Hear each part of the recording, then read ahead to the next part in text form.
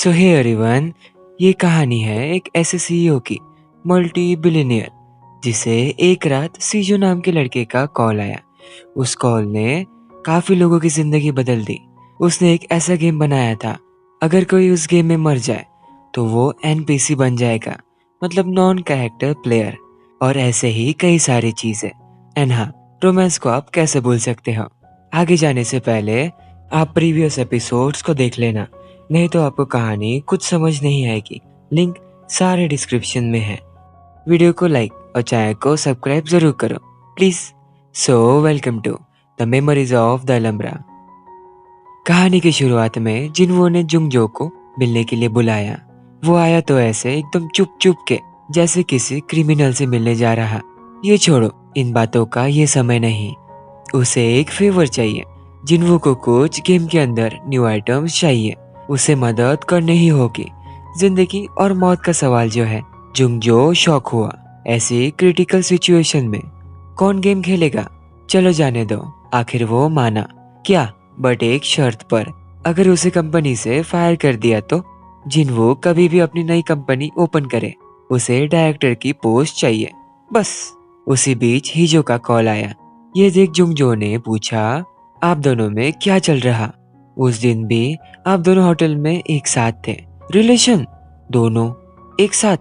नहीं, बेचारे का सपना टूट गया। आप लोगों को पता होगा, उसे एम्मा काफी ज्यादा पसंद थी। अरे अरे, जाते हुए एक चीज तो बताने की रह ही गई। उसे अब तक लगता था एम्मा गेम में सिर्फ लोगों को हील करती होगी। ऐसा नहीं। कुछ दिनों पहले जुंगजो के ऑफिस में दो लड़के गेम खेलते खेलते आए। उनके हाथ से अचानक तलवारें गायब हुई। पर ऐसा कैसे? ये एमा ने किया था। उसके 20 मीटर जोन के अंदर प्लेयर्स एक दूसरे से लड़ाई नहीं कर सकते, और ना ही कोई क्वेस्ट वगैरह। इसका मतलब एमा का काम सबके बीच शांति रखने का है। सीजो ने एमा को जरूर कोई पर्पस से ही बनाया होगा। पिछली रात जिन्वो ने हिजो से कैफे अलकाजाब के बारे में पूछा। शुरुआती दिनों में मॉम डैड गुजरने के बाद हिजो वहाँ काम करती थी, एंड कभी कभी गिटार को भी प्ले करा करती। आखिर अब जिन्वो को समझ आया, इस कहानी की शुरुआत एंड गेम में एरर कैफे अलकाजाब से ही शुरू हुआ था। इसकी शुरुआत कहाँ से हुई? चलो आओ देखें। सीजो मार्कोस कैफे में यूनसियो का इंतजार कर रहे थे। सीजो ने उसे धीमे आवाज से कहा, मैं 70% डिजर्व करता हूँ, तुम 30%। असल में मार्कोस इस डील का 70% रखने वाला था। 30% उसे। बताओ, उसने ही पूरा गेम बनाया, नहीं तो वो इस गेम को बेचेगा नहीं। मार्कोस ने अपने पास से एक असली नाइफ को निकाल सीजो को स्टैब कर दिया। गेम शुरू था। ये सब होते हुए एमा ने देख लिया। इसी क्षण इन सब की शुरुआत हुई, जैसे कि आप देख सकते हो। कंफ्यूज मत होना, इन सब के दौरान गेम शुरू था। बाहर मार्कोस उसे मार डालता, उससे पहले सीजो ने गन को निकाल उसे शूट किया। उन दोनों के गायब होने से पहले एक एमा ही थी जिसने उन दोनों को आखिरी बार देखा। जिन्वो ने हिजो को उसके होटल में जाने के लिए कहा था। एमा को देख हिजो अपने आंखों पर विश्वास नहीं कर पाई। आप लोग ये मत समझो कहानियां खत्म हुई, हमारे पास स्टिल एक चांस है। अगर उन लोगों ने सर्वर शुरू कर दिया, वो क्वेस्ट को कंटिन्यू कर पाएगा। लेकिन एक प्रॉब्लम थी। पिछली बार जिन्वो क्वेस्ट खेलते खेलते बच गया, लेकिन क्या वो इस बार बच पाएगा? पिछले एपिसोड में हमने देखा यूनसियो मिस्टर चा की तरफ तलवार ले आए। जिन्वो ने उन्हें बचा लिया। अब आप खुद ही देखो कौन नीचे गिरा हुआ है। बेचारे मिस्टर चा का पूरा एटीट्यूड ही खत्म हो गया। जिन्वो की मांगे सुनने के बाद यहाँ से तुरंत जाने के लिए कहा। वो खुद यहाँ रुक उनकी रक्षा करेगा। मिस्टर चा ने लेंस को निकालने के बाद भी एनिमीज उनके सामने आए। अब आएगा ना मजा। बताओ अब पागल कौन था? पिछले एपिसोड में हमने ऑफिसर की आधी बात ही सुनी। उन्होंने अनाउंस किया जिन्वो इस केस से बाहर है, बट सिर्फ इस दिन के लिए। ये चीज उन्होंने न्यूज रिपोर्टर्स के लिए कही थी। यूनसियो की रीइन्वेस्टिगेशन अभी भी चल रही।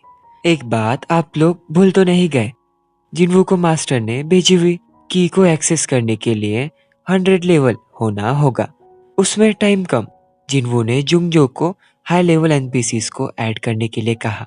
इससे उसकी लेवल जल्दी जल्दी इंक्रीज होगी। सुंगो अपने बिजनेस ट्रिप से वापस आ सीधा मिस्टर चा के पास गया। उन्होंने भी उनसे पूछा, आप लेक्चर छोड़, कॉलेज छोड़ यहाँ क्यों आए? वो यहाँ आए नहीं, उन्हें भागना पड़ा यूनसेok की वजह से। यूनसेok का नाम सुनो ने कहा, क्या इसका मतलब जिनवो की बातें सच थी? मिस्टर चा ने उससे कहा, अगर मैं सच कहूँ तो क्या तुम यकीन करोगे? इससे वो समझ गया ये सिचुएशन असल में हो रही। ये बात मिस्टर चा ने अगर लोगों को कही तो जिनवो की तरह ही उन्हें भी पागल समझा जाएगा। सुनो चाहते थे री इन्वेस्टिगेशन को वो वापस ले ले, लेकिन मिस्टर चा के हाथों से सारी चीजें चली गई। उन्होंने खुद के पैर पर खुद से ही कुल्हाड़ी मार ली। ऐसा क्यों, हमें ये आगे पता चलेगा। हिजो ने उसे कॉल कर देखा, कोई रिस्पॉन्स नहीं। धीरे धीरे उसकी चिंता बढ़ने लगी। आखिर हिजो जल्दी से उसे ढूंढने के लिए निकली। उसे पता था गेम के अंदर हम किसी भी यूजर को ट्रैक कर सकते हैं। रूट बाय रूट फॉलो करते हुए जिनवो हिजो को रेस्टोरेंट में मिला। उसकी हालत देख वो रो पड़ी।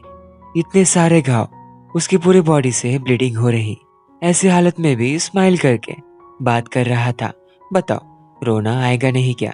इसी बीच एक एनिमी उनके बीच आ पड़ा। उसने उसे जल्दी से गेम से लॉग आउट करने के लिए कहा, खतरे की वजह से जिनवो और किसी को खोते हुए नहीं देख सकता। हिजो एमा से मिली। बराबर उसे बस एमा की एक चीज दिमाग में घूम रही थी, उसके राइट हैंड का ब्रासलेट। पहले उसने ध्यान नहीं दिया, लेकिन गौर से देखने पर यह ब्रासलेट फातिमा को बिलोंग करता है।